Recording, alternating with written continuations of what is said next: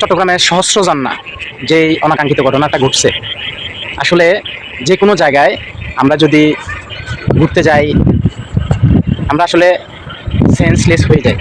আনন্দ করতে গিয়ে নিজেকে আপনার আনন্দ করতে গিয়ে নিজেকে কী করি আমরা, মানে এমন পর্যায়ে চলে যায় কখন যে কোন বিপদ ডেকে আনে ঠিক ঠিকানা নাই।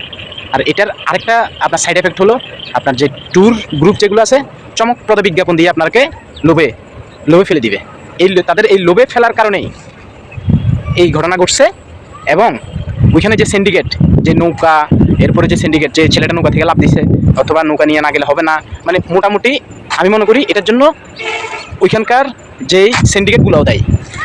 কারণ তারা লাইফ জ্যাকেট ছাড়া নৌকাতে উঠাইতেছে। এর আগে একটা ঘটনা ঘটলো ঠিক সেম, আপনার কাপ্তাইতে ঘটনা ঘটলো, এখন আবার সহস্রজান্নাতে সম্ভবত ঘটনাটা ঘটলো। তাই সময়ের চেয়ে জীবনের মূল্য বেশি, ঘুরুন, তবে নিজেকে সেভ রেখে, নিজেকে আপনার কি বলে যে শান্ত রেখে, মাথা কুল করে, বিজ্ঞাপন দেখে নয়। যান, আপনার মন চাই যেখানে সেখানে চলে যান। ধন্যবাদ।